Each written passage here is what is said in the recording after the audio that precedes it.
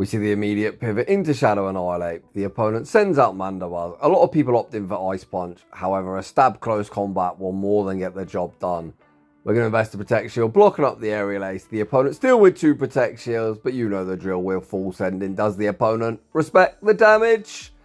Close combat lands through 2 Protect Shields, and just like that, Shadow Annihilape smells the opportunity to take back switch. Welcome back to the channel. Today is part 3 in the series where I look to climb all the way from the pits up to legend rank, showcasing some very powerful teams you can actually climb with. Running all kinds of spice on the channel, my elo had fell to just above 2100 elo. I was actually sat at 2139 elo at one point. When I actually picked up this challenge, we was able to go 14-1 with Shadow Drapion, Shadow Typhlosion and Chestnut. We then followed that up with a very nice 18-2 in the Open Ultra League with my Double Monkey Business team. Today we're sat at 2,550 and we look to push on. In true Jamie Finn stalling fashion, I actually haven't battled since Thursday when I did post the Ultra League video. Today we're utilising the very powerful core of Shadow Annihilape and Shadow Steelix. This core does exactly what you'd expect, return positive results. I did all 5 sets without a single negative set. Without any further ado, let's get into the battles. And in game 1, we lead Shadow Steelix into Galvantula. I love the spice. I've also loved using Galvantula myself in the past, but I'm not entirely sure this is the meta for it. Despite Steelix opting for Thunderfang in today's showcase, this is a commanding lead for us. We are hitting for resist with our quick move, but both our charge moves hit for neutral, whereas the opponent is completely walled. As the opponent's opting to stay in, at this point you've got to recognise they've also got something else that doesn't fancy the work of our Steel Snake. I'm going to throw 5 Thunderfangs, then the break-in swipe, looking to move Galvantula from the field of play and maximise my residual energy. Down goes Galvantula. The opponent sends out Diggersby, we bank our energy, make the pivot into Jumpluff, and there's that second thing that doesn't fancy the work of the Steel Snake. Out comes Pidgeot. This is by no means a good matchup for our Cotton Ball. However, we're just going to do as much damage as we physically can. We actually are able to force ourselves an early Protect Shield, and of course we've got Annihilape. It's a very hard check for that Diggersby the opponent's got lurking in the back. We force a Protect Shield, land an Aerial Ace, Jumpluff gets removed from the field of play with the Feather Dance. Steelix re-enters the arena. We convert 1 Thunderfang into a break-in swipe. Break-in swipe isn't lethal, but we're able to Thunderfang farm down afterwards. Back out comes Diggersby. This game's already signed, sealed and delivered, but we're going to look to speed it up, firing off that very annoying Psychic Fangs debuff. If I'm being completely honest, I anticipated the opponent reaching for that top left. They actually go for a Fire Punch bait, hoping that bait will change their fate, but it clearly will not. This is only a Fire Punch, which of course I'm not willing to shield. We're just going to counter farm down, and we're off to a 1-0 start. GG's, and thanks for playing. In the next battle, we see the very annoying Snail. A dreadful lead for us. We say switch into Shadow Annihilape, and out comes the balloon. This battle's not going particularly well whatsoever. The opponent's going to tank the Rage Fist and get a very nice Astonish farm down. That mid-game matchup was so quick, I'm going to fully wait out my clock before sending back out Steelix. Of course, Steelix is going to be operating as a very good damage sponge. However, here, I think I should actually stop attacking, looking to call off my timer. Back out comes Gastrodon. I look to stall out the timer, throwing the break-in swipe. But those of you that have got eagle eyes would have noticed my switch timer actually popped up. So a much better play would have been banking that energy, hoping it was more useful in the back. And I think that actually could cost me this battle. Despite the opponent having the correct alignment, Drapion can only tank 1 Aerial Ace. So here, I could play out the 2 shield scenario, knowing I outpace, and then I could look to snipe this Drapion with that break-in swipe I had banked. You can see we were able to force both Protect Shields here. So again, we could just pause a turn, wait for the Poison Sting animation to start, look to snipe, but of course I've got no residual energy, I dumped it. The opponent doesn't fall for any of my nonsense, and this one is going to end in defeat. I attempted to catch on Steelix unsuccessfully, and that'll be the reason why I'm not using a Protect Shield. The opponent's now got a Crunch Bank, so the only way I win this battle is leaving with a move to chuck at Drapion. I recognise the game's over and save 1 shield for next season. In the next battle, we see some Shadow and Shadow crime with Steelix into Annihilape. Despite the typing at disadvantage, this is more of a neutral matchup, or a soft loss to be honest, but I don't really want to enter the mirror behind an energy, and I don't want to send out my hard answer of Jumpluff. We're able to force ourselves a shield advantage. We send out Jumpluff, the opponent pivots out into Toxapex, and I send out my own ape. This is quite a neutral matchup, however we have got ourselves a shield advantage. We're going to tank the first brine. I am actually going to invest a protect shield here in the mid game, and I'm not going to throw the next rage fist until I'm doubled up. Once again, we're going to look to start anticipating plays. Of course, I highly doubt Annihilape will re-enter the arena, because I know we've got a charge move bank, so with that in mind, I'm actually going to look to instantly pivot out. You can see I'm spamming the switch, and I'm very glad I did, as out comes Wigglytuff, attempting to catch a Rage Fist and snipe me down with a charm. Out comes the annoying Marshmallow. The opponent still with a Protect Shield. I actually go for a very rare bait, forcing the Protect Shield, which is going to enable me to land this Energy Ball before the opponent reaches the Icy Wind. Energy Ball lands, a Jumpluff, going to be invested in the final Protect Shield, blocking up the Icy Wind. The opponent then sends back out Annihilape, but this is only a Rage Fist.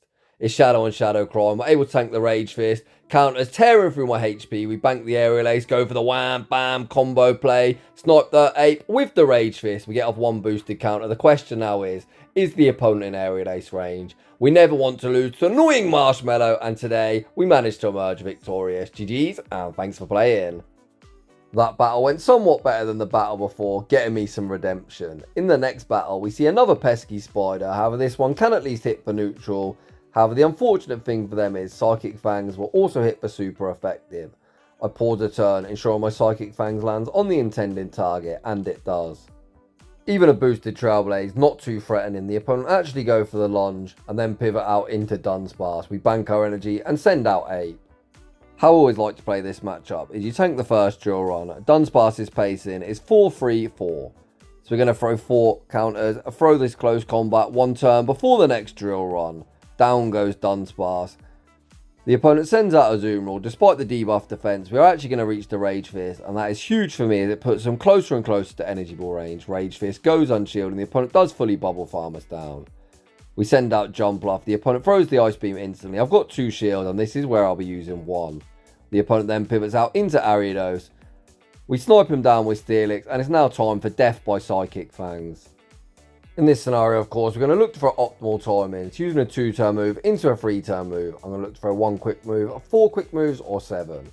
Steelix reaches the next Psychic Fangs. Azumarill running out of HP. The opponent is going to concede the match with 2 shields intact. In the next battle, we see the Battle of Steel types. My Thunder Fangs are hitting Corviknight for super effective, and in return their sand attacks also hitting me for super effective. But let's be real, this Corviknight applies very little fast move pressure.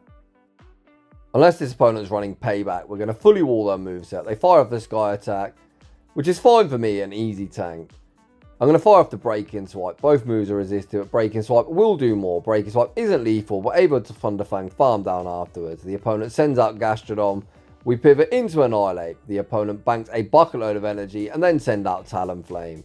We fire off the Rage Fist. Rage Fist goes unshielded. The opponent allows me to reach the next Rage Fist. They should be forcing the first Protect Shield, and the boosted counters are going to start tearing through their HP. We managed to get this Kentucky Fried Chicken Bird of Death into the red health range, and we still got some Steelix left to deal with it. We mess the Protect Shield, blocking up the fly, a Thunder Fang farm down.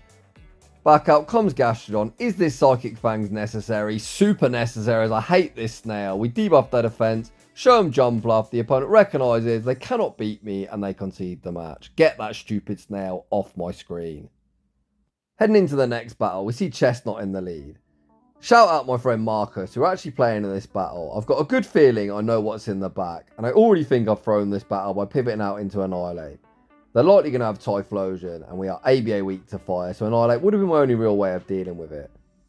So with that in mind, what I should have done is stayed in with Steelix against Chestnut, looked to do as much damage as I physically can, send out Jumpluff, hoping he brought out Typhlosion and align Ape like that. Of course, Drapion still would have been problematic for Jumpluff, but we are ABA weak to fire, and we needed to keep our one thing neutral to fire, lurking for Typhlosion. Of course, on my opponent's line of 3, Drapion is the safe switch, so likely would have softened off the opening matchup, sent out Jumpluff. The opponent would have pivoted out into Drapion, I just would have stayed in. Would that have flipped this matchup? Potentially not, however you've always got to play optimally, so I guess what I'm saying is, do as I say and not as I do. As I play this matchup really poorly, you can all enjoy Marcus completely kicking my ass. We are going to Fairy Wind farm down, leave with double charge moves, but the opponent of course always wins CMP, even if they go for the wild stupidest Thunder Punch bait. Thunder Punch would knock me out from here. GG's Marcus, and very cool team. For those of you looking to climb, I highly recommend that line of 3. Heading into the next battle, we see Superior in the lead. I'm going to learn from my mistake last time. We're going to stay in with Steelix, do as much damage as we physically can. I don't want to send out 8, as the opponent will be able to outpace me and force himself an early shield advantage. We're going to stay in, fire off Psychic Fang after Psychic Fang. If the opponent's smart, they can throw on CMP and deny the second, but that's fine for me. Forcing a debuff is going to mean Jumpluff can come in and only need one Aerial Ace to remove them from the field of play. There's no point in throwing this move instantly, as we'd lose CMP. So instead, we're going to tank a non-stab Aerial Ace. We're then going to overfarm, throw in one quick move before the opponent receives the next Aerial Ace, maximising our farm, and then look to remove them from the field of play. Jumpluff leaves fairly healthy with residual energy, and out comes Dunsparce. It looks like the opponent got one turn bring in, as I did throw 4 Fairy Winds, converting that into an energy ball, and it looked like the opponent still got a roll up through. They're double weak to Ape in the back, and old trainer, this one is not going to go well for you. The opponent opting to go straight Fire Punch, as they're using Quick Attack double resisted, so I'm never ever in danger of getting Fast Move beat down. We force in the close combat the first time, as Rage Fist wouldn't be lethal. We're then going to start investing protection. At this point, the counters have done so much that we can just go Rage Fist. We're going to fire off the Rage Fist on the CMP tie. The opponent desperately going to put up a Protect Shield, but they're all 1 HP. They get shield poked. Back out comes Dunsparce. And it's very easy from here. I'm just going to shield, tap my phone like a lunatic, counter farm down everything, and take that game. In the next battle, once again, we're staring at a Gastrodon. So same as always, pivot into Annihilape, and out comes Mandibuzz. I think more Shadow Annihilape are actually running Ice Punch rather than Close Combat due to counters a slow energy generation. I like that Hail Mary, and trust me, Close Combat will more than get the job done. We full send it. We're able to sneak it through 2 protections, and just like that, Annihilape smells the opportunity to realign, and I am certainly going to do so. Steelix dreadful into Gastrodon, whereas Gastrodon dreadful into Jumpluff. We are down 2 protections that leave with so much energy. We fire off 1 counter and the Rage Fist, forcing the opponent's first Protect Shield. We're able to reach the next Rage Fist, and this one is now boosted, and just like that, we're able to force the opponent all shields down. I send out Jumpluff, and I'm always looking top right. As soon as I see any type in that isn't Water Ground, I'm going to send out Steelix. Unfortunately for me, it's Dunsparce in the back. Not a great matchup for Steelix, however objectively better than that annoying Snail. Steelix, not particularly good into this matchup. We're just going to do as much damage as we physically can. We are able to debuff him and get him to around half health. However, Aerial Ace isn't a particularly good move. I'm not confident Aerial Ace will knock out, hence I don't throw it. Instead, I'm just going to opt to keep over farming. Jumpluff looking to put the team on its back. The opponent fire off the rock side, then go for the wham bam combo play, but you'll notice the opponent throw an alignment, they then throw an alignment again. We're not in body slam range. I'm going to farm up all the way to 100 energy before firing off the energy ball. Energy ball, of course, double super effective, and we'll be moving them from the field of play. Do we survive one rollout? Reaching the energy ball, of course we do. Jumpluff has infinite HP, and we take that game. So far, we've managed to overcome 2 of the 3 Gastrodon leads, which is kind of a testament to this team. In the next battle, we see the opponent running Jumpluff. They say switch into Dunsparce, and I send out Annihilape. The opponent heavily overfarmed before firing off the drill run, despite them being deep in the red. They're still not in Rage Fist range. We fire off the close combat, picking up the knockout. We also debuff our own defense, minimising the farm the returning Jumpluff's going to get. Annihilape still not done. Going to fire off the departing Rage Fist, doing some decent chip damage, and all chip damage is always welcome. We send back out the Steel Snake, looking to operate as the damage sponge. A reason that I like Shadow Jumpluff is the fact that it can 2-shot a Shadow Steelix. The regular clearly cannot, as you can see by the damage they did. The opponent's got their own ape in the back. The opponent doesn't bait an Ice Punch, of course. I'm never going to shield the first move. This game looks pretty much signed, sealed and delivered. I've just got to be mindful the opponent might look to make a catch at some stage. The opponent's behind in this battle, as we was able to tank the first charge moves, whereas they're kind of forced to shield everything. We overfarm, fire off the next Aerial Ace. Aerial Ace will be forcing the opponent's final Protect Shield. I say the opponent needs to make a catch. Jamie Finn, you absolute potato. You let him make a catch. However, to be honest, this game's still over. We already know this energy ball will certainly not knock out, so I'm just going to tank the damage, fully Thunder Fang farm down, and we're actually going to leave with a double charge moves to boot. 1 Psychic Fang probably won't be lethal, but we're not in 1 counter range either. We fire off the Psychic Fangs, then give them the break-in swipe, and that is going to be all she wrote. GG's, and thanks for playing. Both me and my opponent actually paused in that battle. What I did wrong is I didn't wait for the counter animation to start, hence the opponent was able to catch. In the next battle, we see Dugong in the lead. 7 Thunder Fangs and the Psychic Fang for optimal timing. The opponent tanked the damage, then send out Marowak. We instantly retreat into Jumpluff. The opponent can hit back with Rock Slide, but Rock Slide not a particularly good move, especially without same type attack bonus. We easily tank a Rock Slide. We're then going to overfarm, fire off the energy ball and not mess around with any silly baits. As with overfarm, the opponent is going to be forced to throw that banked energy on Dugong. That works perfectly for me. Icy Wind double super effective, easily picks up the knockout. I'm going to send out Annihilape and look to counter farm down. Dugong doesn't hit particularly hard, and I think this is a poor shield, because if you're going to lead Dugong, you've likely got 2 things, good against fighters in the back. I also think throwing this debuff move isn't the best idea. However, all chip damage is welcome. However, we're down a Protect Shield, and out comes Corsola. I'm actually going to burn the final Protect Shield here, blocking up the Nightshade. We're now down both Protect Shields, but the opponent's kind of forced to shield this, as they've literally got no other Pokemon with any HP. I always like to joke on my Discord saying I'm washed up, and I think watching back my own battles, despite getting wins, I don't think I'm always playing as optimal as I can. Speaking of which, the opponent throws on alignment, not wanting to take any more Thunderfang damage. Can Jamie Finn pull off this dub? I anticipate the opponent trying to make the catch. We counter farm down Dugong, leaving with the Rage Fist. So my anticipation was decent, but still not the most optimal game. GG's that opponent. For almost 2 years now, actually since season 14, I've done less than 1,000 battles every single season. I've kind of lost the love for the game in some regards. I was able to hit Legend at 6 consecutive seasons, only using Shadow Pokemon. Back then I think my gameplay was very clean and crisp, and I made very few mistakes. I know when we get to the final few weeks of the season, a lot of people are already thinking about next season and talking about move updates. Of course, I'm super hyped for that, but what I actually want to see is a complete revamp to the GBL system. Of course, you OG battlers know that it's not outside the realm of possibility. Of course, GBL has already been revamped once. We've also had an interlude season. Back in the day, rank 10 was the highest rank. We've now got rank 24 or legend. Seasons last 12 weeks, battlers are hitting legend rank after 3 weeks. We really need something past legend, or even if they don't want to do that, how about give us a new reward? How many bloody Pikachu Libre do I really need? Those are just my thoughts. I'll be interested to see if a lot of you agree with me or disagree. While I've been yapping away on a mad tangent, it looks like I'm getting my ass RPS'd currently. I led Steelix into Kanto Marowak, of course dreadful. I say switch Annihilape. The opponent brought out their own Jumpluff, and my Jumpluff is met with a stupid butt plug carbing. This isn't actually the worst matchup in the world. Of course, we're taking massive super effective damage from the rock throws, but we are able to outpace. We fire off the next energy ball, and just like that, a win con has been found. Why did the opponent not shield? I have no idea. I made an adjustment from the previous battle as well. I said I shouldn't have dumped that energy on a ground type, and I actually have double charge moves banked on Steelix. Of course, I'm just going to let Jumpluff go down. We're not in one mud slap range, so this one should end in victory. And then I make a potato play. Why am I throwing a Psychic Fang? Breaking Swipe does more damage, but it simply does not matter. The opponent is doubled up, but unfortunately that Thunder Fang will be knocking out, and we somehow escape with a dub. Although I do think the opponent heavily misplayed, but we're not complaining. In the next battle, we see Dugong in the lead. The opponent very aggressively switches into an Annihilape. They farm to an Ice Punch, but as they're not a Shadow, I'm not respecting it. The opponent thankfully only goes to the Rage Fist, which is a very easy tank for the big fluffy Cotton Ball. We're going to overfarm, fire off the Aerial Ace, obtaining me a shield advantage. I could have fired off the Aerial Ace, but what I'm actually going to look to do is overfarm and look to threaten the Energy Ball on the return and Dugong. The opponent the second time does go for the Ice Punch, so I'm glad I invested a Protect Shield.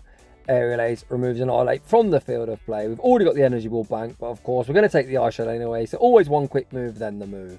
Energy Ball rocks the opponent into the yellow, we pivot into Steelix, and out comes Marowak. We've once again positioned our Annihilape in a prime position to clean up. We're just going to spam out Psychic Fangs after Psychic Fangs and force more and more debuffs on this Marowak's defense. The next one gets them below half health. The opponent is going to get a massive Mud Slap farm down. We've still got enough health on Jumpluff. The opponent's going to have to expend a full Rock Slide to remove us from the field of play. The opponent go for a Bone Club. It's triple resistant, actually wouldn't knock out from here. The opponent fire off the Rock Slide. They reset their debuff, sending out Dugong. Dugong just gives me free farm. Back out comes Marowak. One Bone Club. Won't be lethal. We've got a Protect Shield. I may as well use it. Shield up the Bone Club. Counter farm down. And we take that game. Heading into the next battle, we see Malamar on the lead. Fast with pressure, all with me. We do have to be mindful of a superpower. Steelix is incredibly thick, and one superpower won't knock us out. Of course, Psychic Fangs would be triple resisted, so we fire off the Breaking Swipe. We actually get really fortunate getting that coin flip attack drop. Getting the attack drop should mean they're going to need a double superpower here, as a foul play into superpower won't get the job done. Looking at my health, I might actually survive a debuff superpower. It's going to be close. Unfortunately, we don't survive, but we are going to get a nice fairy wind farm down with Jumpluff. The opponent only reaches superpower, which is 2-stage debuffed and resisted, and essentially going to do nothing. Out comes Toxapex. As I've got a huge energy lead, I may as well fire off the energy ball for some decent neutral damage and then pivot into Annihilate. We're actually able to get the defense drop as well. Holy crap, the RNG gods are smiling upon me in this battle. I think the defense drop's a 10% chance. We got the 50-50 debuff as well. The opponent continuing to stay in, which means they're likely weak in the back. The opponent makes a very nice double resisted Rage Fist catch onto Digger's B. Nice catch, but do you really want to catch these hands? The opponent getting torn apart by the counter damage. We're going to vamp it up once again. The opponent invests the Protect Shield. We're already doubled up. Even double resisted. This is now going to do some decent chip damage. The opponent invests the final Protect Shield. Annihilate. Just going to invest the Protect Shield. Look for that full counter farm down. And that is going to be game, set, and match for Annihilate running rampant in the back. The opponent doesn't want the smoke. They concede the match. And we take that game. In the next battle, we see the Quagman, the Pokemon I famously say is the best mud boy. We say switch into Annihilate, once again baiting out Mandibuzz. This one is the Air Slash variant. If they're on Snail, I'd fancy my chance of flipping it. We fire off the close combat before the opponent potentially force themselves an early shield. I was thinking, can I shield and farm down? With debuff defense, I'm unsure. So rather than risk it, we're just going to soft lose this, come in with Steelix and look to get an energy lead. Quagsire is nowhere near as bad as the Mod Slappers. Mod Shot has been reworked to do more damage, but it's not that threatening. They're also water types, so the Thunderfangs are single resisted. Back out comes the Quagman. We're going to farm up, look to make the catch onto Jumpluff and bank our energy in the process. I was expecting to catch the resisted Aquatail. We actually catch the triple resisted Mud Bomb, which is very, very nice for me. The opponent then sends out Charger Bug, so Jumpluff, not too bad into this matchup. You're pretty good into bug types, but electric does neutralise that flying type damage. Likewise, the electric typing is neutralised by our sub-grass typing. It's kind of a neutral matchup all round, but Aerial Ace objectively worse than X-Scissor. Jumpluff's Bolt coming in clutch. I am going to invest a Protect Shield here and look to start stripping some shields off the opponent. I can't see why the opponent wouldn't shield this, but what do I know? The opponent saving 2 shields for the Quagman. Back out comes the Quagman, going to bank a boatload of energy. Look to make the pivot into Steelix. I was attempting to catch a Stone Edge unsuccessfully, but able to fire off the Breaking Swipe, again getting the attack drop. It's like season 15 or something. Attack drops coming in left, right and centre. That is going to mean the opponent is going to need to double throw. Of course, I'm not going to shield this. We're just going to save it for Jumpluff with the energy lead. The opponent's actually on Mud Bomb Aquatail. They don't even have Stone Edge. The opponent's now completely energy dry. Aquatail used to be straight 4s, but they're now 5 then 4s. The opponent's going to need throw 9 further Mud Shots. I believe they're now 2 short of the double, but Omni 1 off the next Aerial Ace. The opponent now receives the energy for the double. Jumpluff able to outbase, and Aerial Ace is going to be all she wrote. GG's that opponent. Heading into the next battle, we see Annihilape in the lead. Not the worst matchup for us. It is going to be a soft loss, but it does set up usually Jumpluff for the farm down. We look to fire off the Psychic Fangs, losing CMP. I think I actually stuttered for a turn there, so you can see I didn't actually click the moves. We just get denied. Whatever, it's not that big a deal, I guess. The opponent tanks the Psychic Fangs and are going to get a massive counter farm down. Unfortunately, we're not going to have double resisted counter farm downs. I'm going to send out Jumpluff. The opponent farm to a boosted Ice Punch, which I will be respecting. The opponent full send the Ice Punch. Jumpluff does get that farm down. Let's see what comes out. Out comes Dugong.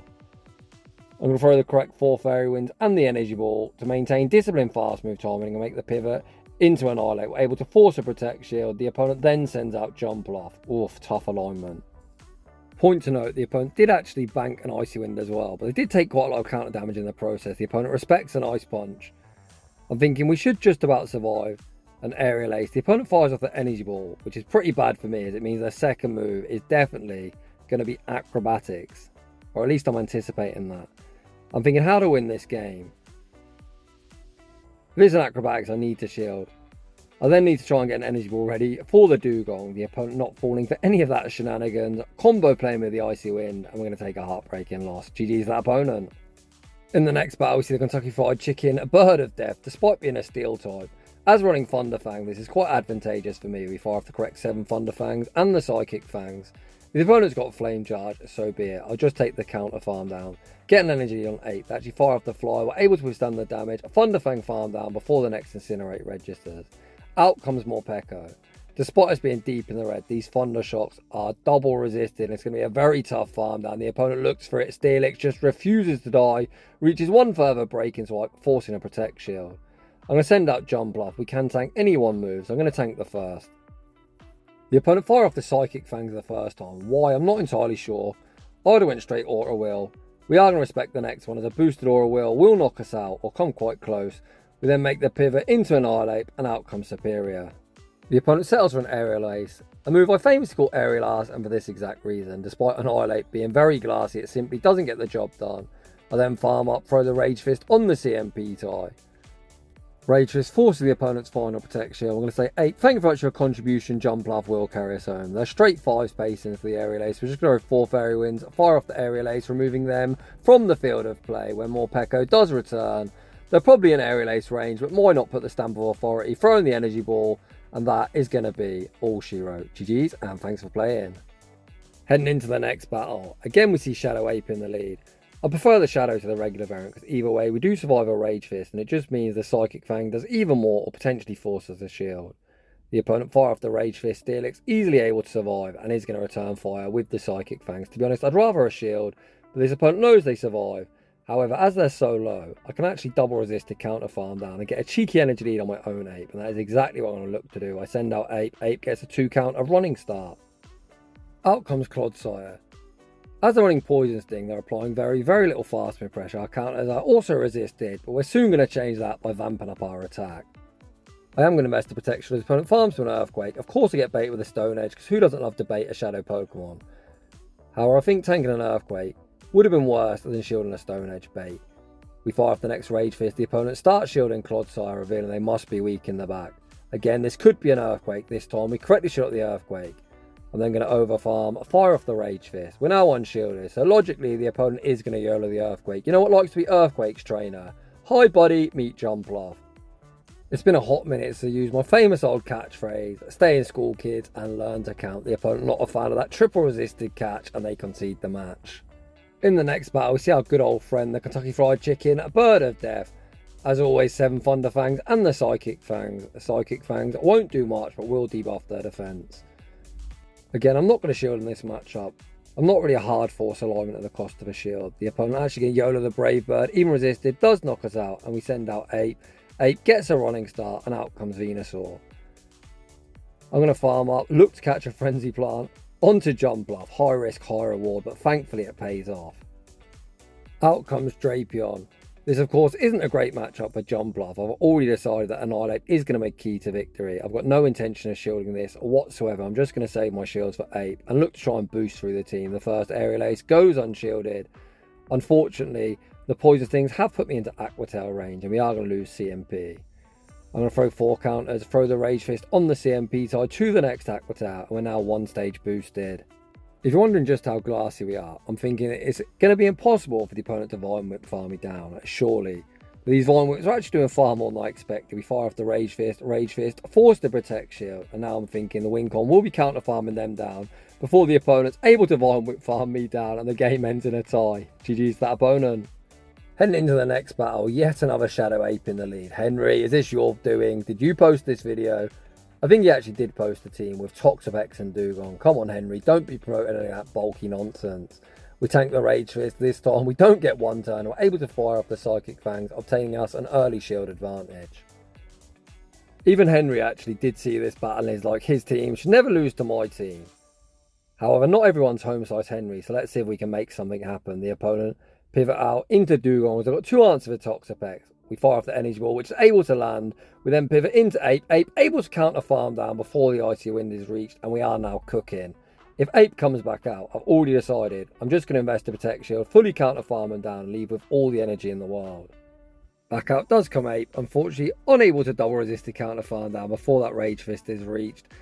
But I'm more than happy to invest a Protect Shield as we are absolutely loaded. The first Rage Fist goes unshielded, but don't worry trainer, there is plenty more of where that came from. The second one also goes unshielded.